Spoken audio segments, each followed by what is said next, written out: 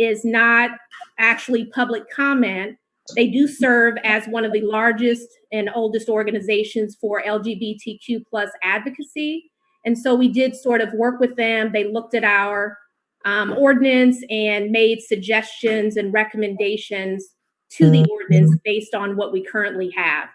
They also are the ones who put out the Municipal Equality Index, which regularly grades an approximate 506 cities. Champaign is one of those cities. And so this was one of the things we kind of sent to them to say, what are some other communities doing? What would be some inclusive language to include for proposed changes to our ordinance? Slide.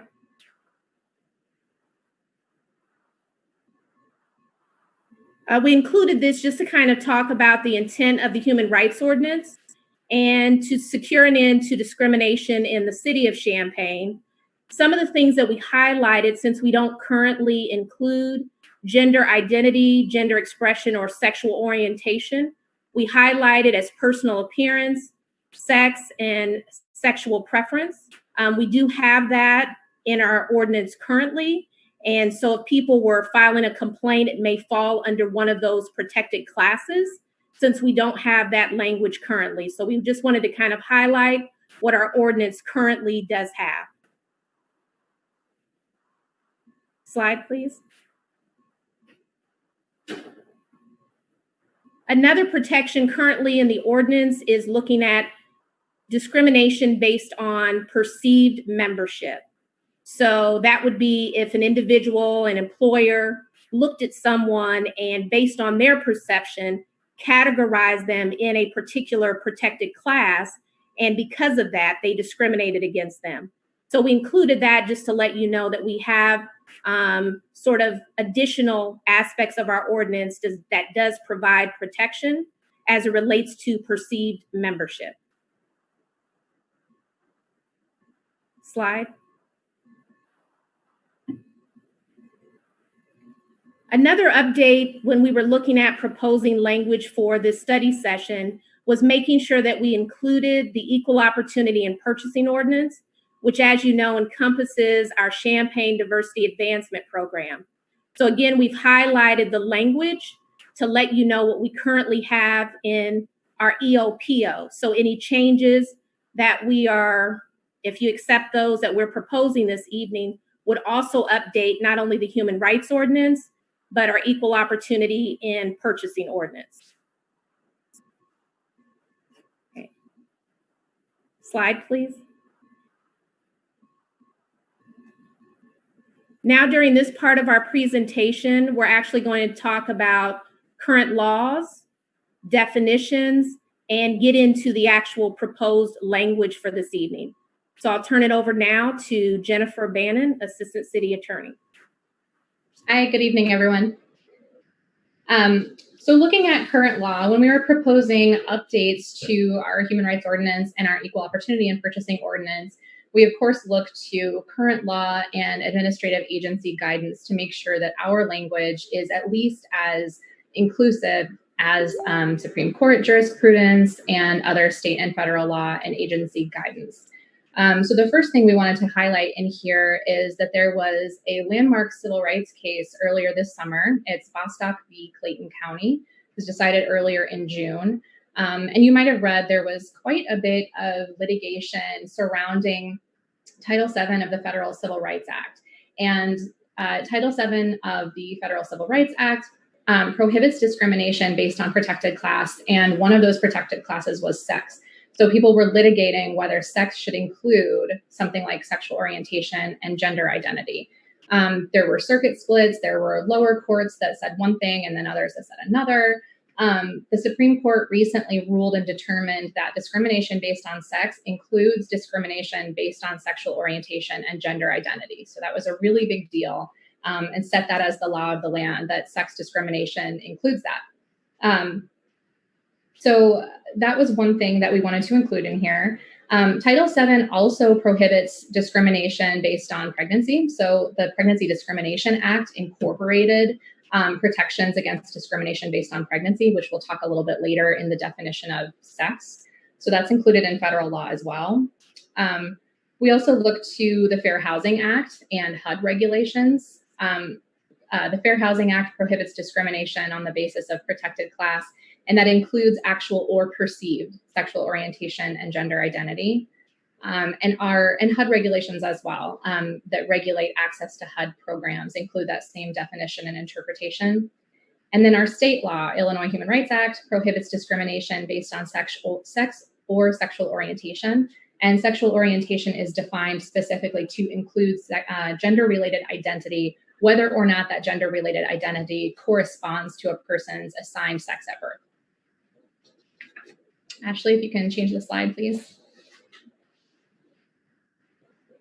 So this is a summary of the proposed changes we're going to be talking about, and we'll get into a little more detail in later slides.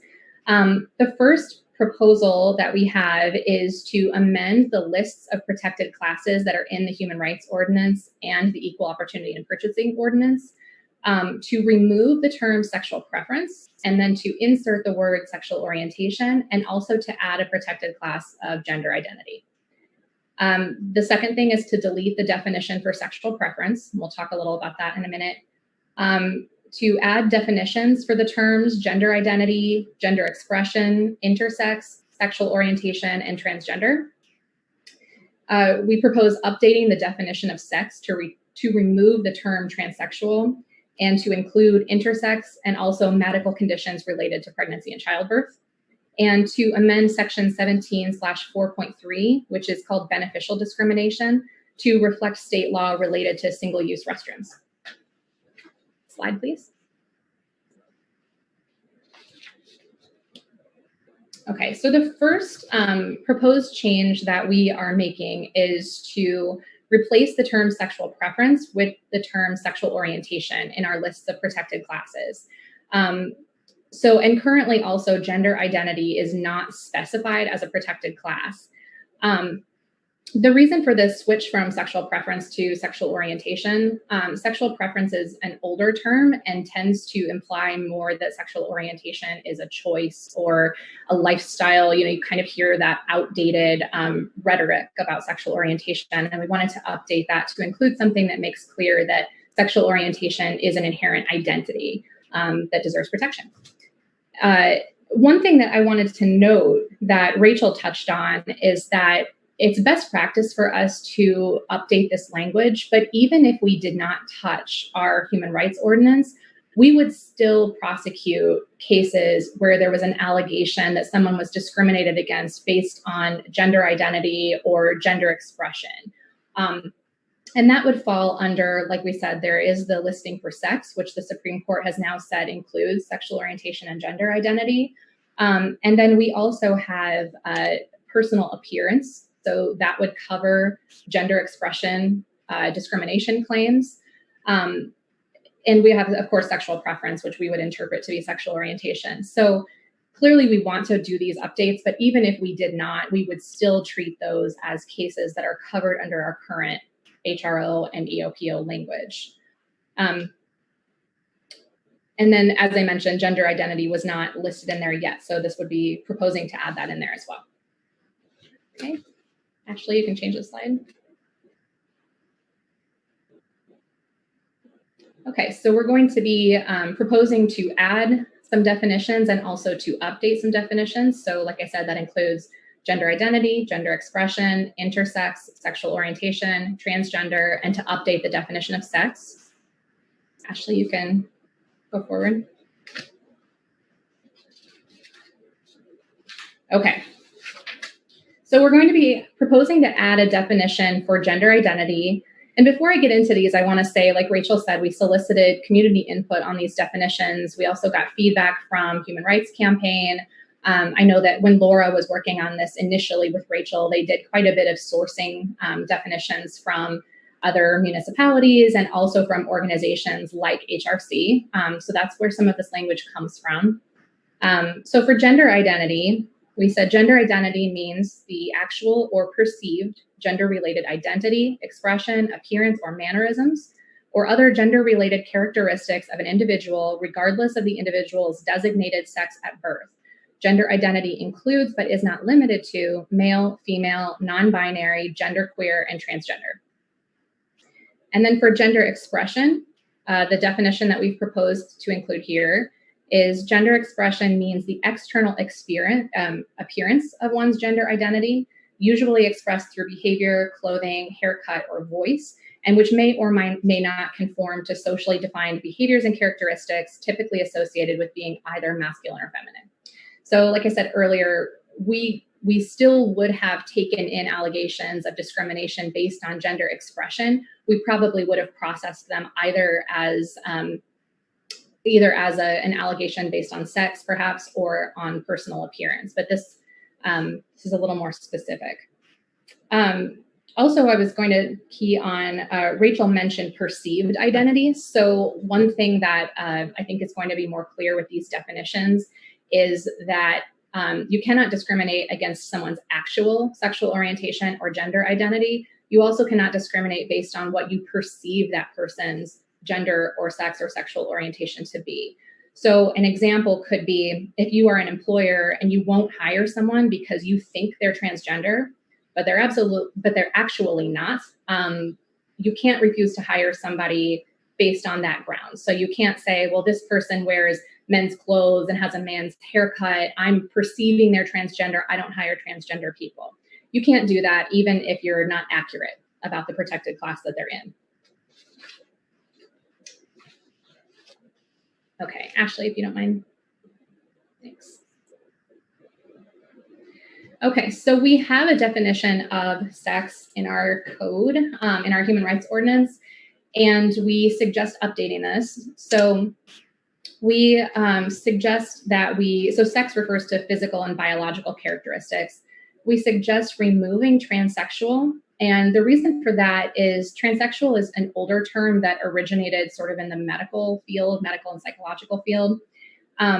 Some individuals who have permanently changed their bodies or used medical or hormonal interventions may prefer the word transsexual. However, unlike transgender, transsexual is not an umbrella term. So there may be people who identify as transgender, but do not identify as transsexual. And we also heard when soliciting community feedback that there's a socioeconomic aspect to this discussion as well, that there may be some people who want to pursue medical interventions but are unable to because it's very costly. So there's sort of a class element there as well. So we wanted to be sure that we were being as inclusive as possible with our language. We also added the word intersex in the definition of sex, which means that a person's sex characteristics, their biological sex characteristics like chromosomes, hormones, gonads, genitalia, do not conform with a binary construction of sex. And then the last thing that we propose adding is, we already have pregnant, but we proposed adding including any illness arising out of and occurring during the course of pregnancy, childbirth, or related medical conditions. And that language comes from the Pregnancy Discrimination Act and just clarifies that you can't discriminate against a person because of conditions that are related to their pregnancy or childbirth. So some examples are a pregnant employee has to be permitted to work if they can still do their job. So you can't tell somebody, yeah, you're 7 months pregnant. I don't feel comfortable having you on the job. I'm going to make you stay home. Or you can't have a rule that says that a person has to stay home for a certain amount of time after giving birth before they can come back. You essentially can't have any rule that is different than you would apply to a person with a different disability. So we've clarified that in here as well. Okay, Ashley.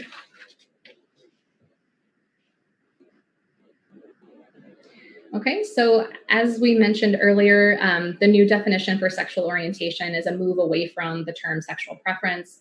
So the definition that we have proposed here is the inherent or immutable, enduring emotional, romantic, or sexual attraction to other people. A person's sexual orientation is distinct from a person's gender identity and gender expression. Excuse me. So examples of sexual orientation would include heterosexual, homosexual, lesbian, gay, bisexual, asexual. So we propose just updating this language to make clear that this is an immutable characteristic. So our protected classes are things that a person should not be expected to change about themselves as part of their identity. So this definition hopefully captures that. And then we are adding a definition, or proposing to add a definition for the word transgender. So a person whose gender identity is different from that typically associated with the sex that they were assigned at birth. So the sex that's listed on their birth certificate. Okay, Ashley?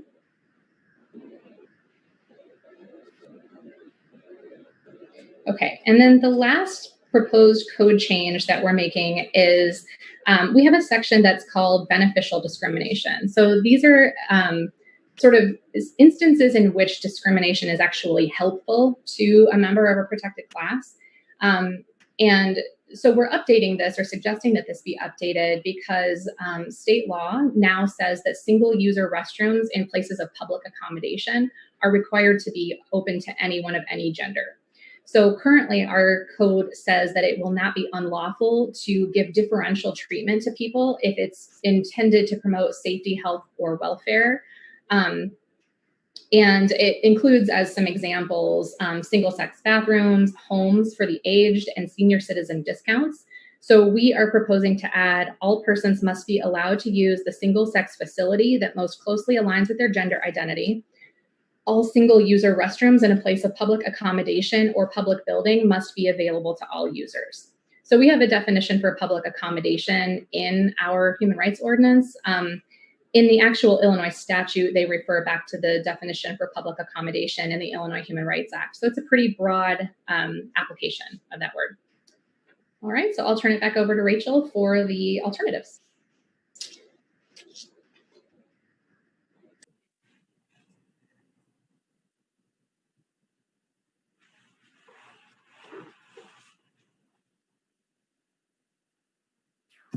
Sorry. Rachel? I'm sorry.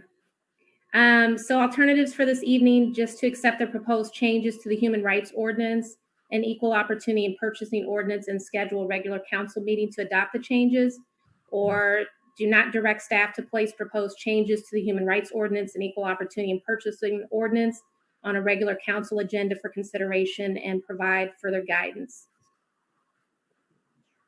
And we're available for any questions. Are there any technical questions? Councilmember Bruno. Sorry, Matt, I didn't see you. That's okay. If Matt wants to go first, he can. I'm a little bit concerned and have some questions about section 17-4.3, beneficial discrimination.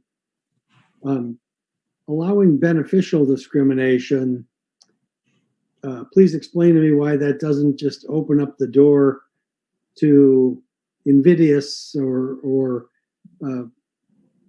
malicious discrimination under the simple explanation that I'm just trying to benefit the white folks. I want to give haircuts to people who are Caucasian at a discount because I want to benefit that class.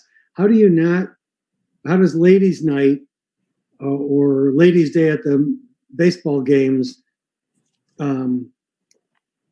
not fit in with that concept of beneficial discrimination? Isn't that what we're trying to get away from? Because it seems like it would be so transparently easy to say, I'm simply trying to assist this group. So I would say if we were looking at an allegation that was based on that type of rule, we would look back to in 17-4.3, it has to be designed to promote the safety, health, or welfare of the people in that group. So we, and Rachel can speak to how the HRO complaint process looks, but they would have to have a pretty good reason for why that promotes the health, safety, and welfare of a group of people, which is not a small burden. I think that you'd have a difficult time saying that if it was ladies' night, as an example. I can let Rachel speak a little to what kinds of questions she normally asks. Well, if I can push back just a little bit, how does giving away free drinks not benefit the welfare of the gender to which you're offering free drinks? I mean, I want to give free something to all people of this particular religious faith to benefit their welfare. All the Christians get a free car wash on Sunday, but the non-Christians don't. And I'm doing it to benefit the Christians for their welfare. Isn't that just the wide open door to bad discrimination? I don't want to talk over Rachel. I want to let Rachel have a chance if she wants to talk about what some of the intake questions she got. And I don't want to change my technical question into an argument. No, sure. That's what I'd like you guys to talk about a little bit. Mm-hmm.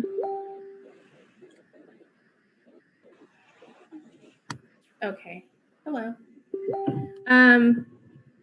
Well, I think when we're looking at that, there's going to be a lot of people that indicate I'm doing this and I'm not discriminating. The issue is, how does this impact a particular protected class?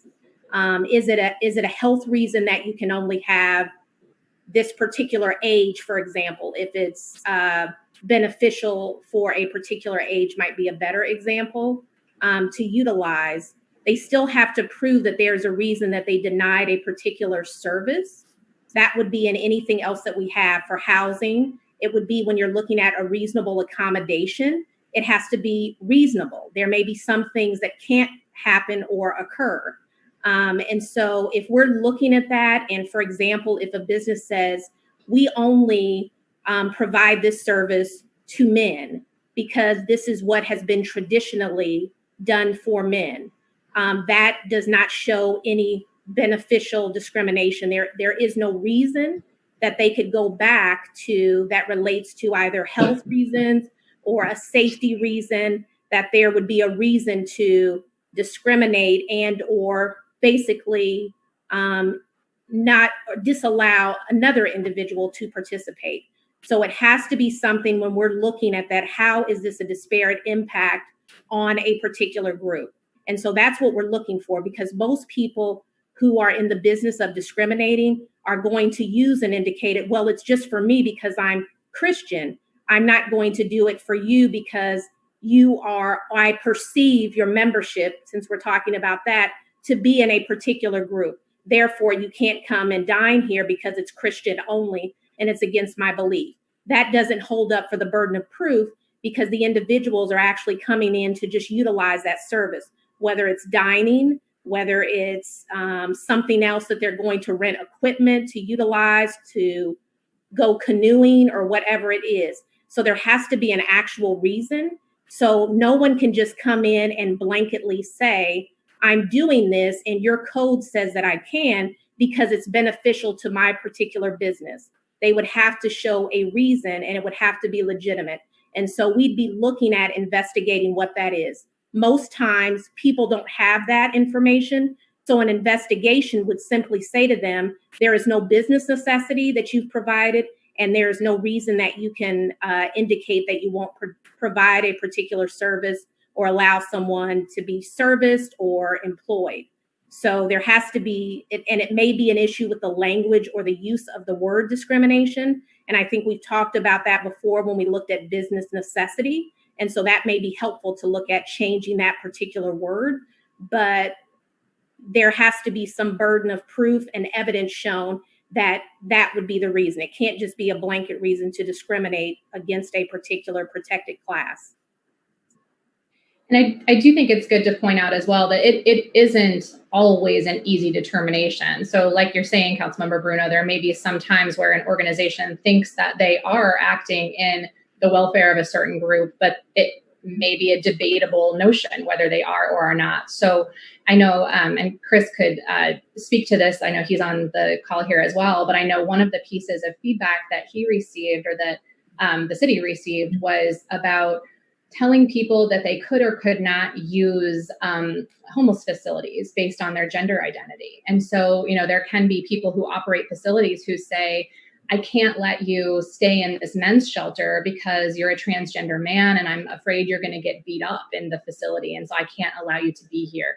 And obviously that's something that's really difficult to hear and to process through. But it's a legitimate, I think, it's a legitimate thing that we have to be prepared to have an answer for, about why or why not. that is a legitimate safety or welfare interest. And Chris can speak to that a little as well. He probably has a little more information about what that concern was, but there are times I think that it's going to be difficult to suss out. Somebody might have a well-meaning intention, but it may be translated to something that is still discriminatory. Okay, I'm just not saying, I mean, I could have a homeless shelter only for married people because I thought that it would be, and this is legislation we're passing here.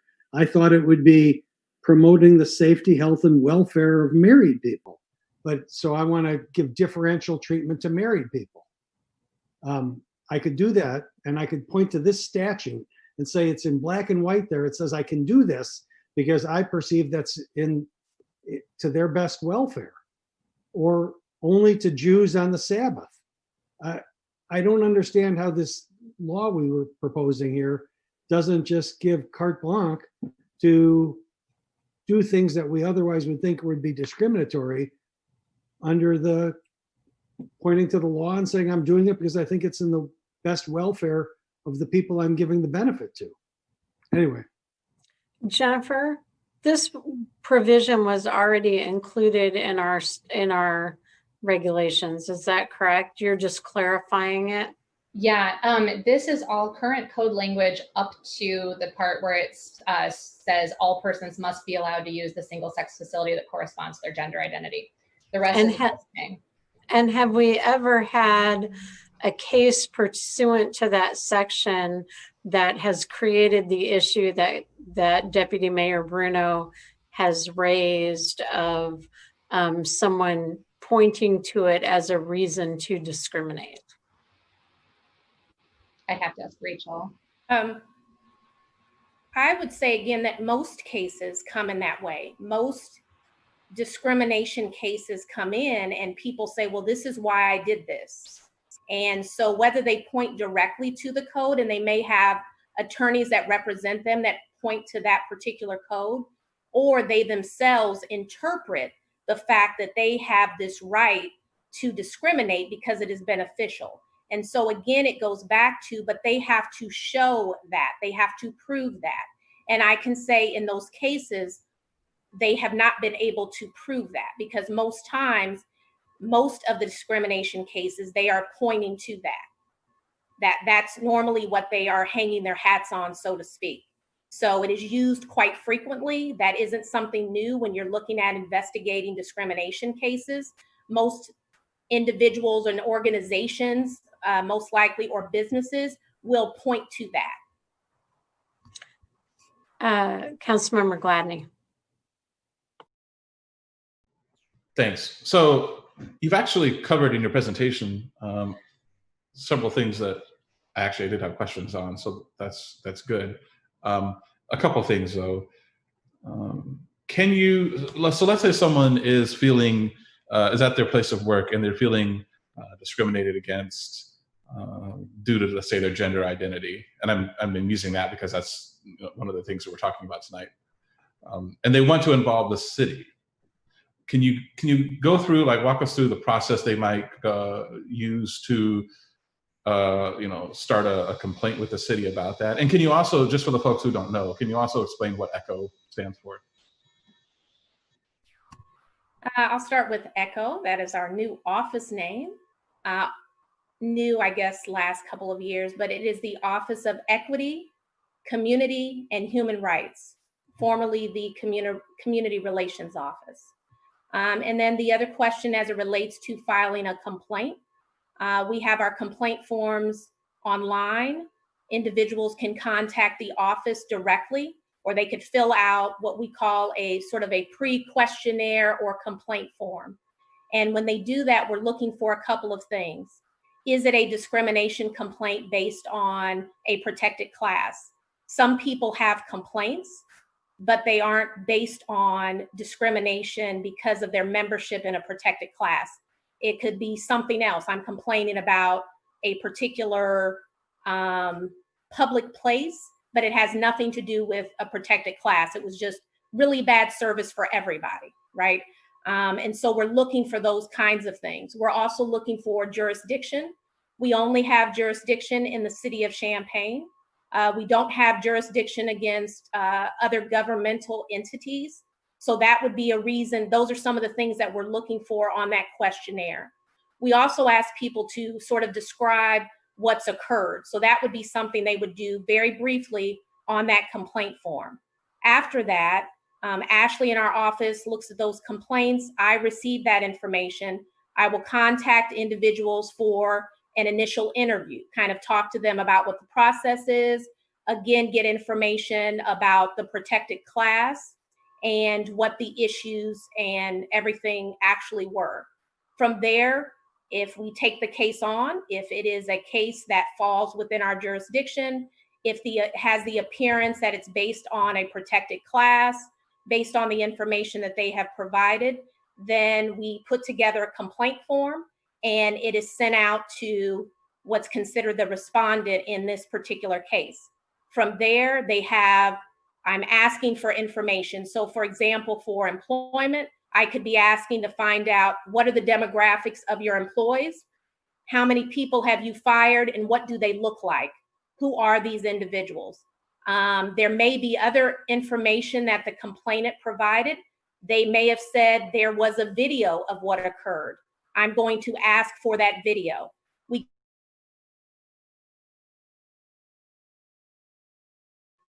And after that, it can go back and forth because I may be interviewing witnesses on both sides and they are sort of responding. From there, I'm looking to see if there is a probable cause finding to indicate that the discrimination has occurred. Once that has occurred, there's an opportunity voluntarily for both individuals, and this could happen on the onset. So we put that in the complaint. If you want to settle this matter, we could go straight to some sort of settlement. We could do mediation if both parties agree. And then if not, and there's a probable cause finding, then we would have a public hearing. Deputy City Manager Walls could speak to when the last public hearing might have been in the city of Champaign, but most cases have either ended in some form of mediation or a settlement, and all of that information is confidential. So while all of this is occurring, everything happening is confidential. The settlement agreement will also be confidential. What happens in mediation would also be confidential. Settlements can range from compensation. It could be going back to employment, maybe rental, actually renting a particular property. It could also be things like changing policies. We'll also be going back. Part of the settlement could be that we're looking at that settlement over a year's time. So if for some reason there's a breach to that settlement agreement, then our office could open that case back up, and then it would at that time go to public hearing. So that's just an overview of what our process is currently for filing a complaint. Thank you, Rachel. That was very thorough. So just to be clear, if someone resides in Champaign but works, like say in Urbana, and so at their place of work, they feel like they're having an issue, let's say related to gender identity, they would need to, if they wanted to involve the city, they would need to file that complaint with Urbana, correct? Even though they're correct, because it has to happen within the jurisdiction of Champaign. Okay, and vice versa. Mm-hmm. And my other question, may seem kind of an odd thing, it's a linguistic thing, but I just noticed it in our agenda packet. It talks about in section 17-4.3, it says it shall not be unlawful to accord differential treatment to any individuals when such treatment is designed to promote the safety, health, or welfare of individuals, et cetera, et cetera. Can you please just explain to me the difference between differential and deferential? Like, how are we using differential here? You said between differential and deferential? Yeah, and this is kind of a thing. I'm very used to hearing deferential. I'm not used to hearing differential outside of sort of like more mathematical things. So can you just for my own edification? Now you're doing that thing where you hear a word enough times and it sounds like not a word anymore. So I would interpret differential treatment just to be treating differently. Deferential treatment I usually think of as like treating something with deference, respect or deference. Preferential treatment is another thing you may hear, right? To accord preferential treatment to one protected class. Got it. Okay. Well, thank you. Appreciate it. Anyone else with technical questions? Okay. Deputy Mayor Bruno, do you want to manage our participants? And if we have anybody, our attendees with hands up? Yes, Madam Mayor, are you ready for audience members? I'm I going to call on am. Paul Higgins. While you are unmuting him, I will remind everybody that you have 5 minutes. Please state your name and city of residence. Hi, it's Paul Higgins, co-owner of Esquire Lounge in Champaign. I'm sorry, I'm kind of new to these things. I haven't participated in a lot of city council meetings, but are we, can we only speak about the issue at hand here, or can we speak about issues in general? Right now, we are on the portion where we're talking about the issue at hand. We do have a general public participation opportunity at the end of our agenda. Okay, I'll choose to speak at that point. Okay, thank you. I'm going to mute Paul's microphone and turn on the microphone for Solar Blue Seth. Hey guys, how you doing today? It's been a very hard week for me in the LGBTQ community. Sir, I'm going to ask you to please state your name and city of residence. Timothy Rhodes, Champaign, Illinois. I'm sorry. May I continue? I think it's great that you're enforcing these laws that should have been done in 2001. I think it's great that you're doing something for the LGBTQ community. I applaud you because I know what you've done is a lot of work, but we still have a lot of work to do ahead. My neighbor thinks it's okay to call me inappropriate names that I probably shouldn't say here. And I called the cops after many times, and they did not help. I'm mental disability. I have PTSD, anxiety. When someone shows up on my door and they are rude with me, I get rude back with them. So what I want to know is about enforcement, because your police officers continue to violate the rules you already have in place. That's the end of my comment.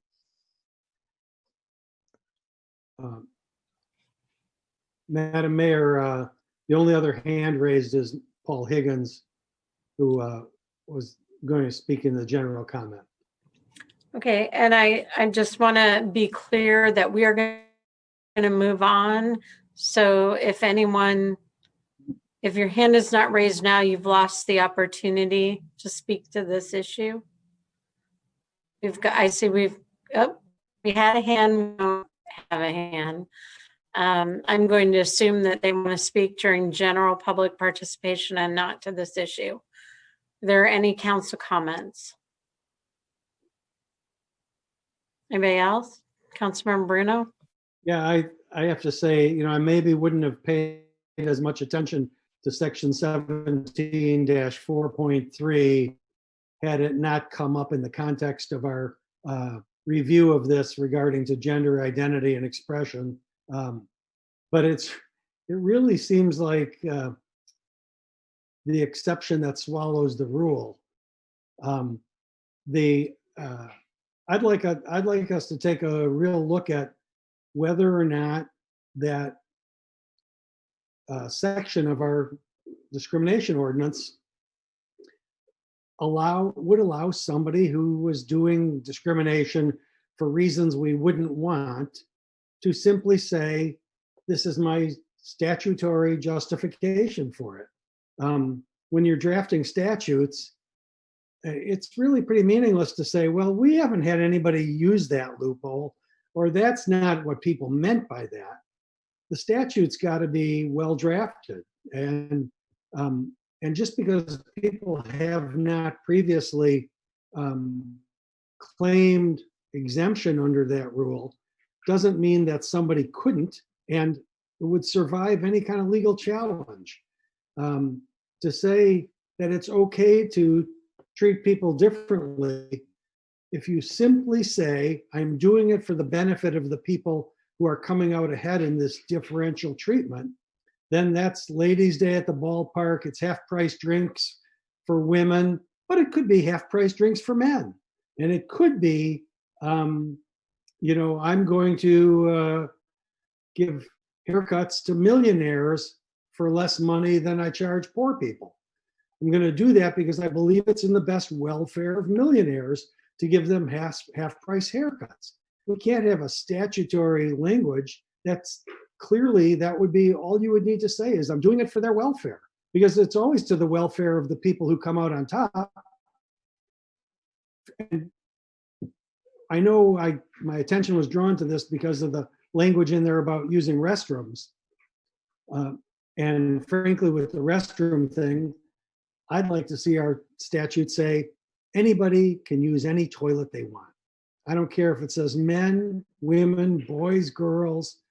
We already have laws against sexual molestation, battery, inappropriate sexual contact. Toilets are toilets. And maybe we ought to just unwrap our head around them and say, as long as you're not exposing your genitalia, anybody can go into any toilet to do their bodily functions. And the rules there are the same as if you're just outside the toilet. You can't expose your genitalia to somebody who doesn't want to be exposed to it. I drop all the reference to toilets. So that's for toilets. The other thing is, let's take a hard look at that whole thing about beneficial discrimination, because I think the exception swallows the rule. Thanks. Anybody else? Councilmember Gladney. I just want to say I want to thank Rachel and Jennifer for their work on this. I'm happy to see these changes and amendments put into the ordinance. I also think it's kind of a shame that this is something that has to be there, because it means then that there's reason for it to be there. That people haven't been treated fairly, and that's why you need a protected class. So I hope going forward that this becomes less of a necessity, but I'm happy to add these protections and language update tonight. So yeah, that's all I have. Anyone else? I would just add my thanks to staff. It is really nice to see this ordinance updated. I think the other nice thing for me was knowing that the city of Champaign was a leader, and part of the reason that our ordinance is so outdated and the language at this point seems like it just doesn't work anymore is because the city of Champaign adopted an ordinance so long ago that the language was totally different than today's language. So I'm proud of our city. All of us weren't here to do that, but the people who came before us had the foresight to understand that discrimination can't be tolerated, and I'm glad of that. So thank you for the update and modernizing of the language and making sure that we covered everything. And I appreciate it. And I believe this was in response to really a citizen pointing out to us that it was time to do it. So thank you to the citizen as well. So with that, our poll is to accept the proposed changes and schedule a meeting to adopt. And I just lost all of you because of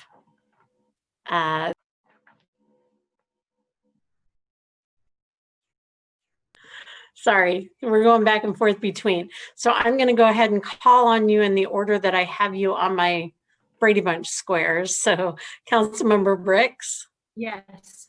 Bruno. Yes. Stock. Yes. Gladney. Yes. Pianfetti. Yes. Beck. Yes. Foreman. Yeah. Kyles. Yes. And I am a yes, you have direction. Thank you.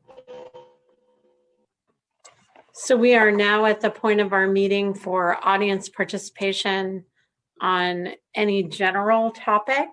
Anyone who wishes to address the council, please just raise your hand.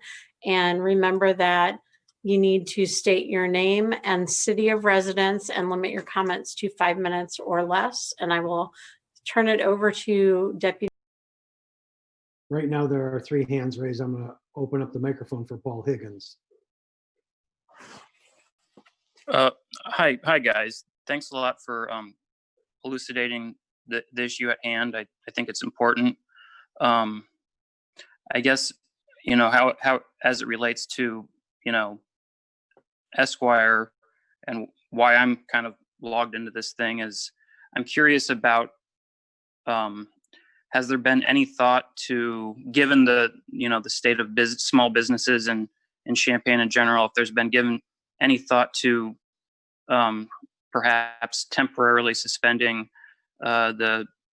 not suspending, but lowering the rate back to its original rate of the city food and beverage tax? Because I think, as all of you know, we've had some closings downtown that I know of, and I'm wondering where the council stands, specifically Councilmember Stock, who's our council member at Esquire, what people's thoughts are on this thing. Thank you, Paul. We don't respond back. It's a time for public comment, but I know that you've reached out to me via email, and please feel free to contact any of us offline to discuss this issue with us. Deputy Mayor Bruno, do you want to call on next person? I will. Solar Blue Seth. Okay, well, I'm going to read you a statement that I wrote. Can you hear me? Oh, Timothy Rhodes, City of Champaign. Dear City Council, here's some issues I'd like to address. Police officers should be ordered to start enforcing the following laws. I can email this to you if you'd like. It's already been sent to one of the people. Driving with no license or no insurance. No parking on the front lawn. No gay bashing. Parking in a handicap parking spot. Violation of order of protection with GPS tracking and monitoring violations. Not yielding to bicycles and pedestrians when they have the right of way. Selling drugs in an open market. Trespassing on commercial, private, or residential property. Blocking someone's driveway. No leash, no tag, no fence. Did you get your shots? More warnings or minor tickets for those trying to express themselves. You don't need to have the district attorney come after us when we're just trying to express that we're unhappy. The police department should have a counselor or a mental health professional on staff that will go to calls where there is a disabled or person has problems communicating. City of Champaign shall review video footage and ask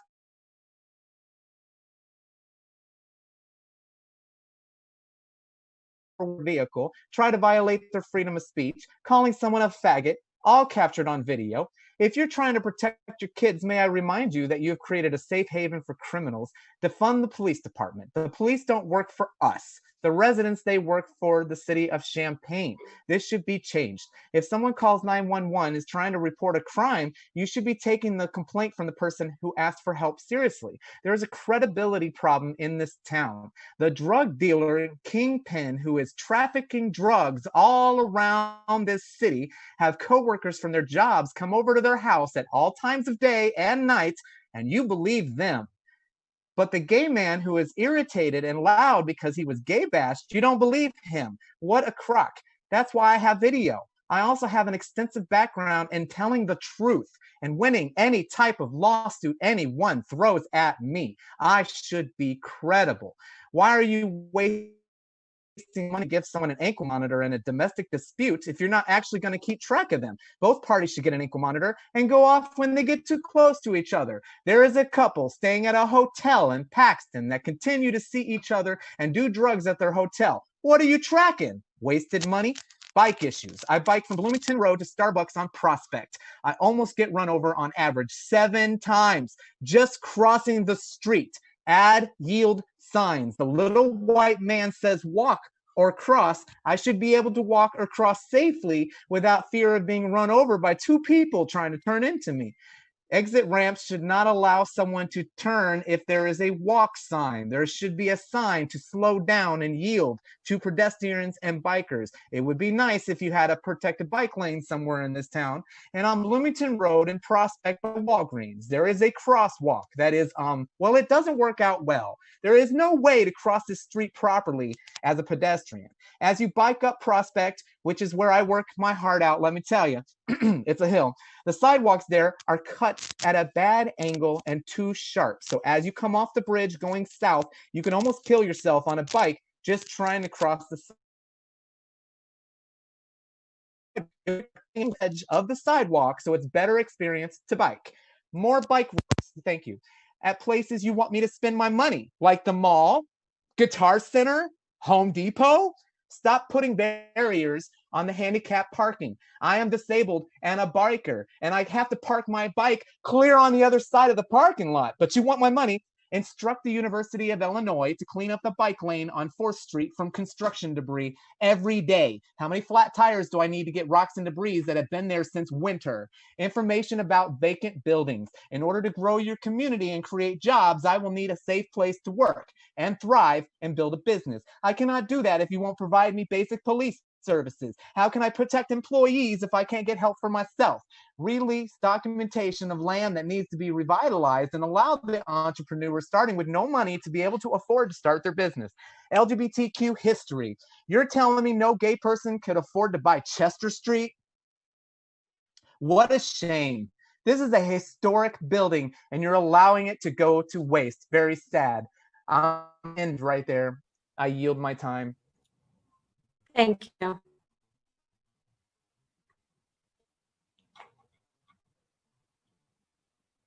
going to turn on the microphone for Rita.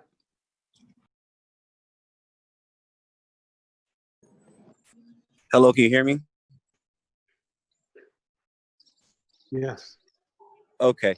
Hi, this is not actually Rita. This is Justin Hendricks calling in. I just want to state first and foremost, I want to begin by saying Stonewall was a riot started by Marsha P. Johnson and Sylvia Rivera, 2 trans women of color, 1 Black and 1 Latina, so never forget. Second, I would like to ask, are there any voices of Black and brown LGBTQ persons involved in this conversation, nation to state or citywide, that also includes intersex and non-gender conforming people as well? I ask only as racism and more does exist too, even in the LGBTQ community, and it must be known that Black and brown LGBTQ socioeconomic access is still at a greater disadvantage when in comparison with our white queer counterparts. I'm a Black and LGBTQ person, so oppressions and disparities are at large when bringing into those conversations. If a Black and brown voices are not at the table, from race issues to human rights, the community and the council is failing the people they speak about primarily. Let's be honest, I have never seen the Up Center or any other LGBTQ organization in my neighborhoods. It's a disservice to others and our historians like Bayard Rustin, R.G. Lord, Angela Davis, and James Baldwin, who come from neighborhoods like mine. I have my own platform, Homo is the New Homeboy or Hidden Homeboy, which focuses on education, advocacy, and hip hop culture for queer to trans males. If our legislators won't aid and provide for Black and brown LGBTQ folks, then it's my duty too. I respectfully request to be at this table when in discussion on these matters. And I thank you, Justin Michael Hendricks, Hidden Homeboy. Justin, would you please state your city of residence? Champaign, Illinois. Thank you.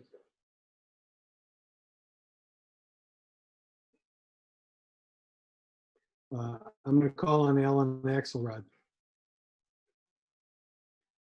Mr. Axelrod, state your name, city of residence. All right. Thank you, Tom Bruno. So this is Alan Axelrod, resident of Urbana. I'm speaking before you today on 2 points. It's going to be sort of repetitive with past comments, but I believe them to be important. First and foremost is the eviction moratorium is set to expire on August 22nd. The Urbana City Council has not only found that they have the power to act on the eviction moratorium to extend it municipally, but have stated in communications that they are working on it. I am happy to hear that a city council person on here, thank you, Alicia Beck, has submitted a question to legal staff for the city of Champaign to find out that same question. We are trying to expand these asks to additional cities so that we can protect residents in the event that the governor does not follow through.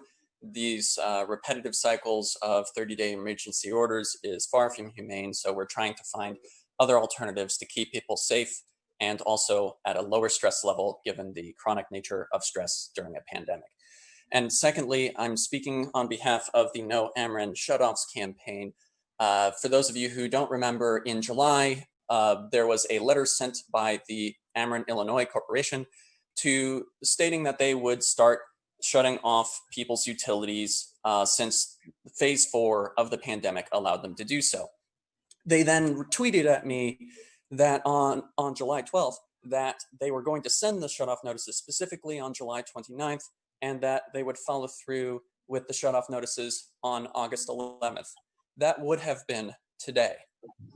That would have been today had we not organized the No Ameren Shutoffs campaign and pressured the Illinois Commerce Commission to extend the utility shutoffs moratorium. There was absolutely no action that we are aware of from Chicago because the bribery scandal with ComEd kept them relatively secure because ComEd was not threatening to shut off their utilities.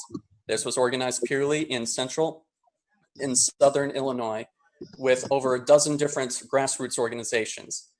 And we need more people if we want to get the utilities extended past September 1st, because the moratorium extension ends September 1st for not only electric and gas, but also water. Last week, Illinois American Water sent out a very softly worded email that basically said they're going to start shutting off people's water in September during a pandemic.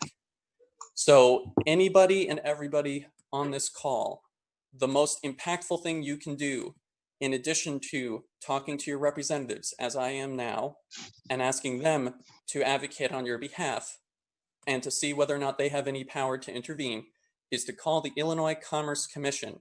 Their phone number is 1-800-524-0795. Again, that number is 1-800-524-0795. File an informal complaint and ask that there be no shutoffs, whether they be electric, gas, or water during this pandemic. Thank you so much. I'm going to turn on the microphone for Brian Dunn. Please state your name and the city of residence. My name is Brian Dunn. I am a resident of Champaign, Illinois. I want to first voice my support for Justin, who spoke earlier, and I believe that we should involve Homo as the new homeboy in policymaking and compensate him for his time as well. I'm glad that he wants to be involved in stuff like that. Super smart dude and getting a lot of great stuff done in the community. And I just want to give a content warning for police violence. I'm asking each of you to use your platform and position to speak on Aaliyah Lewis's case and advocate for the charges against her to be dropped. When the News Gazette, what the News Gazette calls a scrum with the police officers, I call a woman who is maybe 120 pounds soaking wet getting jumped by 3 officers, tackled, punched in the back of the head, kneed in the ribs, with a rifle pressed against her back as she lays face down on the pavement, as her arms are hyperextended, as she is handcuffed. All that I can think watching this video is, why is all of that necessary when she has 3 men much larger than her holding her down? They honestly could have killed her, and watching their cameras, they obviously did not care. After all of this, she was taken to jail, stripped naked, and she was tased twice in jail. Do we really think that this is an adequate process? If Aaliyah Lewis gets locked up, do we think that she will somehow, quote unquote, be better when she comes out than when she came in? Is it too much to ask our elected officials, our leadership, to take a firm stance against such disgusting behavior? Why would you not vocally be against such harmful and biased system? From January 1st, 2012 to March 11th, 2020, 58% of the bookings in the county jail were Black individuals. 34.5% were white individuals. Our county is 13.8% Black and 71.8% white. There are surely dozens of people going through a similar situation as Aaliyah who are not caught on video. Our city has a role to play in changing this, and so far it has been a very passive and quiet role. I hope that we can find the strength for vocal and active change. I hope all of you are using your platform to the highest of its potential. Also, more than 20,000 university students are set to return to campus from zip codes with higher positivity rates than what we have here. As we welcome this threat to our health and safety, I hope that we are doing everything we can to mitigate the inevitable illness and death we are going to sustain. This is an issue that will only become more dangerous as we creep into fall. I really hope we're working with Urbana, Carl, and the university to have mobile testing for those in our community. I don't know how much influence y'all got, but I know it's more than me. I hope that you're using it to make sure the U of I understands the responsibility they have to Champaign when they are exposing us like this. I also think that we should consider moving back to phase 3 preemptively, as Julie Price suggested, maybe for 3 weeks. We know that ours are hotly spread. We already know that young people are more likely to be infected. We already know that positive cases can spread exponentially, and that even the best tests produce false negatives. The university is already doing a lot, but that does not mean that they are doing enough. Getting a cap on this would be the responsible thing to do and could potentially save lives and help prevent another complete shutdown. Thank you. We'll call on Eric and Max. Please state your name and city of residence.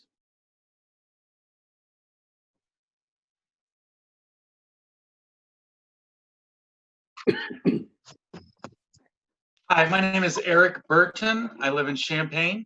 I'm speaking on behalf of my LGBTQ child who goes to Champaign schools, and we just wish to express our appreciation for staff and council in doing this work, and echo the voices of our community members that there's much more work to do, and we hope you continue to do that work and make this an inclusive and safe community for all citizens and people of all genders, classes, races, and sexual orientations. Thank you. That's all we had tonight, Madam Mayor. To be clear, we are moving on from public participation. Once we do that, we will not be allowing anyone who raises their hands to speak. I still see no further hands. Are there any council comments? Councilmember Foreman. So I wasn't here the last couple meetings, and I just wanted to say that I was very impressed with staff's quick response this weekend to close down the parking lot, and it has been something I had been concerned about for quite a while. But something I was really wanted to clear up that I've heard over the last couple of days from the public: protesting and parking lot pimping are not the same thing. Hanging out in the parking lot just to hang out and then protesting are not the same thing. And somewhere along the lines, people think that because we close the parking lot, that stops people from protesting or gathering to do that. And I really wish that I could, frame it for council, because I know some of you did not, go downtown or haven't been downtown to see, kind of what is going on. But to frame it for you properly, people in the parking lot kind of just hanging out, by us stopping that, it's not something bad. We're not doing something to harm people. And so I've just been kind of concerned that some people in the public are twisting it as if we are limiting people from being able to, hang out in parking lots. We don't want you to, because it's COVID and you're not supposed to. So please don't do that. But because the city is closing lots downtown, that does not stop you from gathering in other parking lots. The city manager is going to be mad at me for saying that. Please don't gather in parking lots. But please just seriously, don't mix up protesting and hanging out in parking lots. They're not the same thing. And it really makes it hard for people who are not on city council and who are just regular residents. If they hear that, they really think, oh my gosh, you're stopping, minorities from hanging out. And that's not the truth. Those two parking lots are not stopping anything. And I just really wanted to say that also. I've been complaining about parking lot pimping for about 5 years, and some of y'all have been looking at me for about 5 years. So we really gotta talk about that, because it's, doing something permanently with these parking lots to stop stuff. It shouldn't take someone getting shot before we do something. So I would like us to be more proactive. So that's all I want to say. Nice to see all of you again. Anyone else? Councilmember Bruno. the official action of, I think, what most thinking people realized was going to happen, the cancellation of the University of Illinois' home football season, is going to be, I fully support it. It's the right thing to do. We have to get our, as a nation, we have to get our arms around this virus. But the reality for our community is a significant financial impact to businesses in Champaign County and to our municipality and to our tax revenues. So the hard times that we've had so far are going to get harder. And the things that we have had to cut back on, we're going to have to do even further belt tightening. It's the right thing to do, but we're in for a long, difficult time, and people need to come to grips with that. That's all. Anyone else? Councilmember Beck.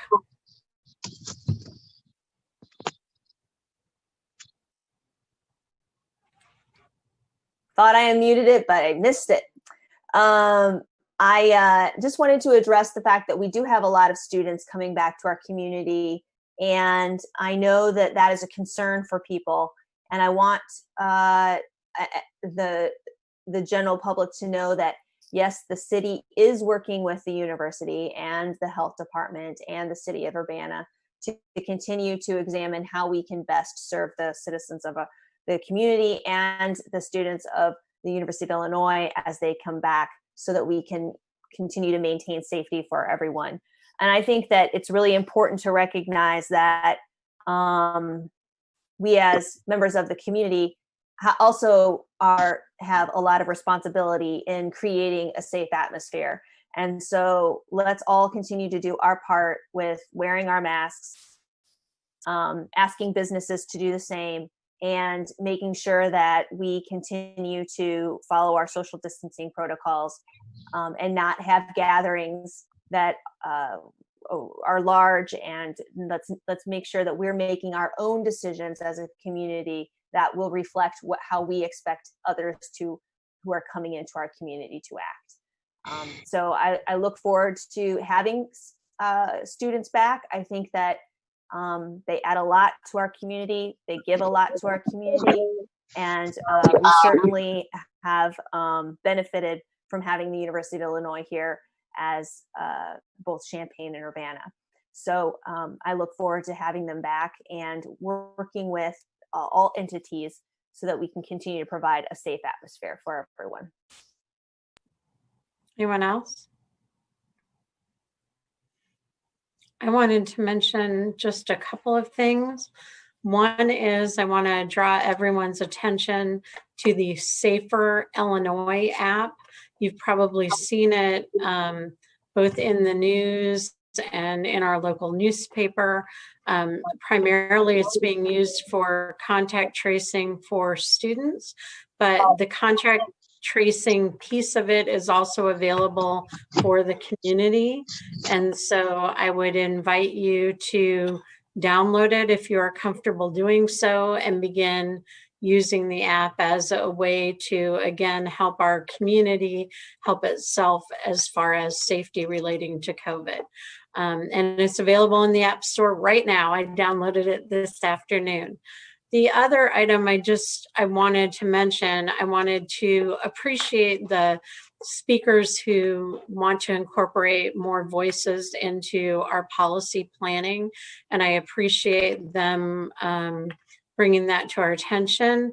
But I also think it's important to recognize that we do have a gay African-American council member, and that voice is being heard on our Champaign City Council. I think most people know that. It doesn't mean that other voices aren't welcome, but the implication seemed to be that we hadn't heard that perspective at all. And I think that is a little disrespectful of our council member who sits here and does share that insight with us. So I wanted to make sure that was clear. City Manager, do you have anything tonight? I have nothing, Your Honor. We need a motion to adjourn. Madam Mayor, I move we adjourn. Second. Clerk Banks, would you please call the roll? Councilmember Pianfetti, Yes. Stock, Yes. Beck, Yes. Briggs,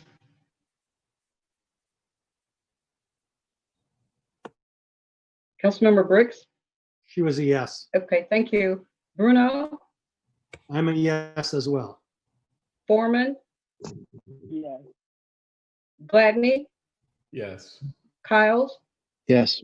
Mayor Finan. Yes, we are adjourned. Thank you.